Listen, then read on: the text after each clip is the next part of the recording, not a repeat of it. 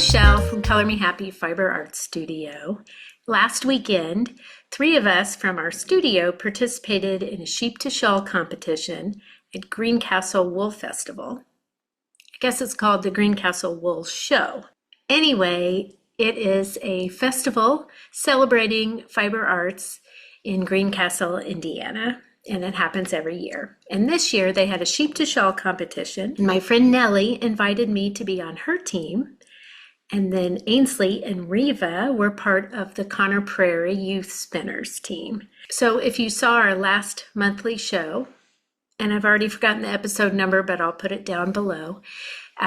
Anyway, if you saw that, you got to meet Ainsley and hear a little bit about the competition. So the event was 4 hours long, and the idea was to take fleece from a sheep and to turn it into a shawl during that 4-hour period. However, we had some homework ahead of time. Everyone on our team got a little bag of clean fleece. First, we carded it. I was kind of late on my homework, so I did a lot of it in the car. And then we spun it into singles.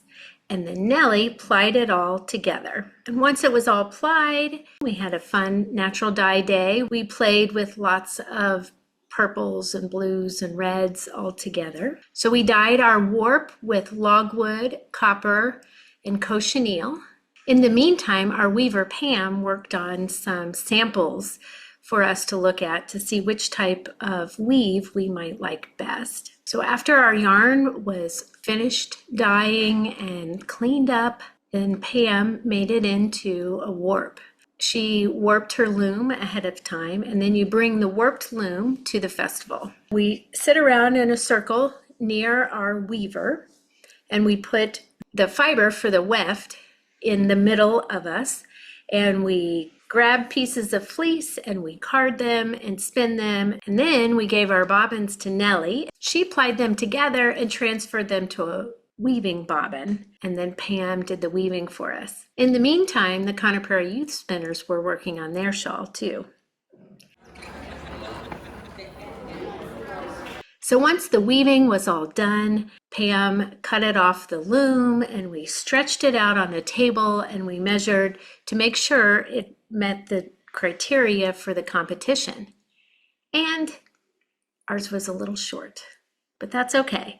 You get scored on different aspects during the competition, and even now I'm not exactly sure what they all are. Finishing on time, is it the right dimensions? So this was supposed to be, I think, 74 to 76 inches long and 22 to 26 inches wide, something like that. So we lay it all out, we measured it, we did some finishing with the fringe, and then the judges come over and they measure it, and they remeasure it, and in this case, they got 1 inch shorter than we measured, so they measured it a third time. Then when the other team was finished, they lay out both shawls, they inspect them both, and then they score them, and they come back and let us know what their findings were. You probably won't be surprised that the Conner Prairie Youth Spinners won the competition. After the winners were announced, then the shawls were auctioned off and they were modeled. You can see our weaver's son, Ben, got to be our model, and the Conner Prairie team modeled theirs. It was a great event. So if you ever get the opportunity to see a sheep-to-shawl competition, or if you're a spinner to participate in one, I really recommend doing it. It was just a blast. I hope you enjoyed this little peek inside our sheep-to-shawl competition.